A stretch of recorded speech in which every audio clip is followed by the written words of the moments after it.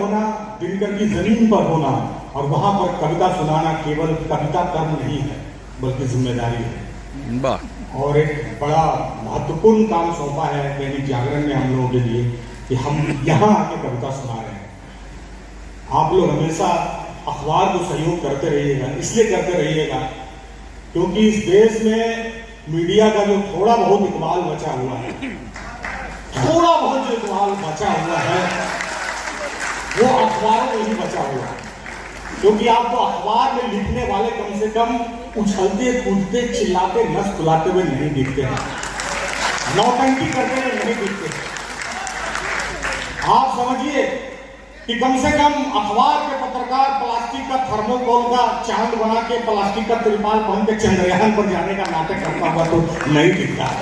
तो आज भी जो स्याही से लिखा जाता है, जो कलम से लिखा जाता है, उसको समाज ही चला सकता है।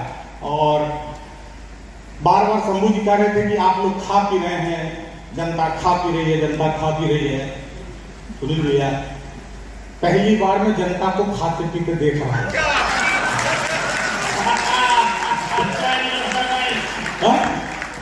ये एक इतना बढ़िया दृश्य ये बेगूसराय में ही बन सकता था।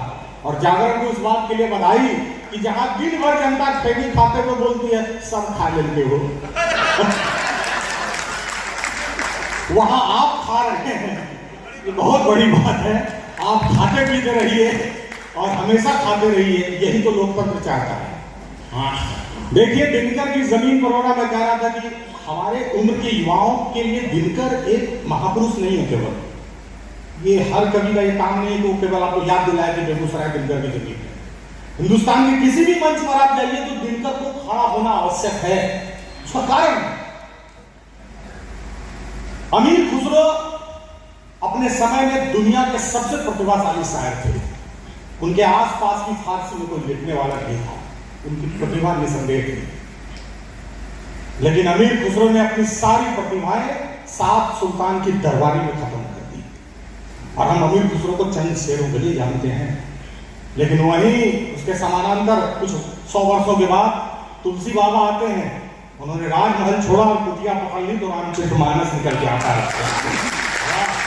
वो है अंतर प्रतिभाओं का। और दिनकर उसी परंपरा के कवि हैं। ये वो दिनकर है जिनको सत्ता जब बुलाती है कि आओ मलमल के रास्ते पर चल के राज्यसभा तक, तो दिनकर का कर्म वहां समर्पण नहीं करता है। जो सत्ता उन्हें मलमल पर चढ़ के राज्यसभा तक बुलाती है, वहीं पर जब भारत चीन का युद्ध होता है तो नेहरू के सामने खड़े होकर परशुराम की प्रतीक्षा करते हैं। दिनकर ये वो परंपरा है काफी, ये है दिनकर। तो इन युवाओं को बताइएगा कि दिनकर होने के अर्थ क्या है, दिनकर क्या थे, उससे ज्यादा महत्वपूर्ण है कि दिनकर आज कितने जरूरी है। और मैं एक छोटी सी कविता से शुरुआत करता हूं। मैं बेगूसराय में हूं, केवल और केवल इस कविता से शुरुआत कर रहा हूं।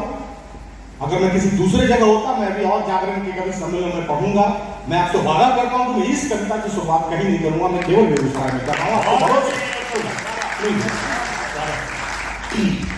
कविता का मर्म क्या होना चाहिए? धर्म। किया कवि कविता नहीं, अपने समय की चिंता लिखो। वाह रुपेश जी, यह कवि कविता नहीं, अपने समय की चिंता लिखो। अरे सब लिखते हैं गहरा समंदर। हर कवि कहता है कि इसमें ध्यान दीजिएगा, डीप थॉट, बहुत गहरे लिखा है। इतना गहरे किसी से पानी निकालते हैं।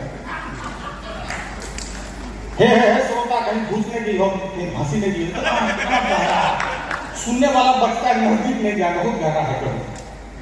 कि सब लिखते हैं गहरा समंदर, अरे तुम डूबे को तिनका लिखो।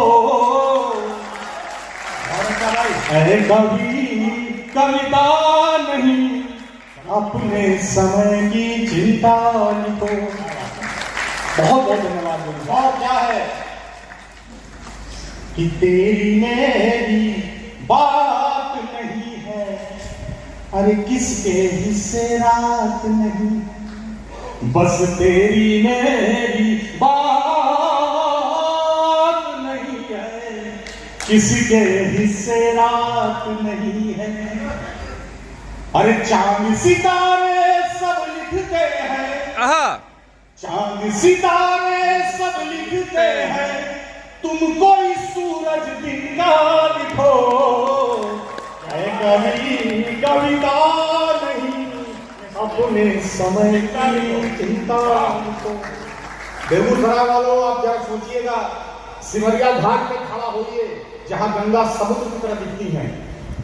आप जरा सोचिए कि गंगा जी की धारा को जब आप सिमरिया घाट पर खड़े होकर देखिएगा, इतना पानी, इतना जल, तो आप सोचिए इतने जल के किनारे इतनी आग वाली कलम ने कैसे जन्म लिया होगा। ये कंट्रास्ट है दिनकर का, ये आपकी जमीन की उर्वरकता है कि आंख में सोला दिखा नहीं है, तुमने अभी सच लिखा नहीं है। अरे आंख में सोला लिखा नहीं है, तुमने अभी सच लिखा नहीं है। कि राजमहल पर क्या लिखते हो, अरे राजमहल पर क्या लिखते हो, किसी गांव का रास्ता लिखो। एक बार राजमहल पर क्या लिखते हो, अरे किसी गांव का रास्ता लिखो। है कवि कविता नहीं, अपने समय की चिंता लिखो, अपने समय की चिंता लिखो। बहुत बहुत धन्यवाद।